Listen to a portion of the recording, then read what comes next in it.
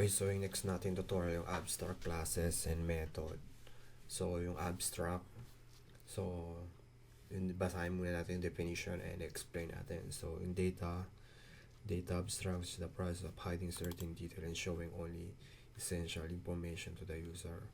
So, abstraction can be achieved with either abstract classes interface. So, abstract keyword is used for classes and method. Abstract class is restricted class that cannot be used to create an object.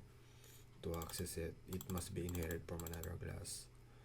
So, and why and when to use how the class method to achieve security to hide a certain detail and only show the important detail of an object. So, yung abstract class, ano siya? Ito. Abstract classes, hindi siya pwedeng gawa ng instance. So, where is it? So,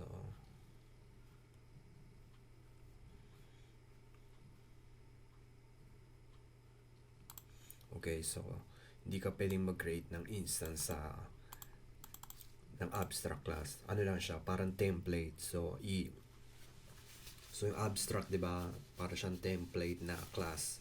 So i-inherit mo yung class na 'yon. Tapos o-override mo. Parang template class, 'di ba? Animal.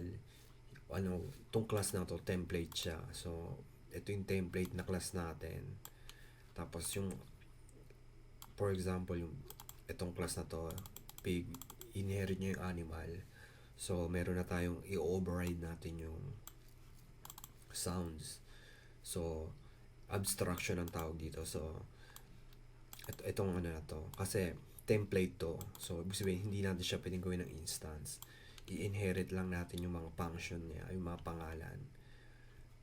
So, ayun yung abstraction. Bakit gagamitin? Nakasulat dito, security. So, hindi itatago natin yung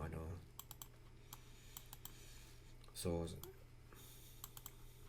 hide a certain detail, only show the important detail of an object. So, yung object na to, ito yung natin template. So, abstract class.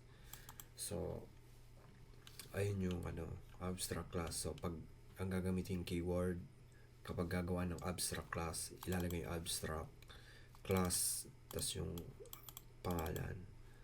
So, abstract method. Yung abstract method naman, yung abstract method, wala siyang body. Ito lang, pangalan lang. So, kapag in-override natin yung template na yon, itong abstract void animal sound, diba, inherit natin, i-override natin yon. Tapos gagawa tayo sa sarili nating function pag tinawag natin ito. Tapos inherited natin yung function na nakalagay sa abstract class. So, ayun. So, kung isipin nyo lang, abstract class, para siyang template ng natin. Kunyari, gagawa tayo ng program, gagawa tayo ng function na class, lahat ng mga ito yung template gagawin natin, tapos inherited natin, tapos i-override natin. So, ayun yung paggamit ng abstract. So, abstraction yon. Okay. So, ito yung abstract. So, next naman tayo sa interface. So, interface, na yung next natin tutorial.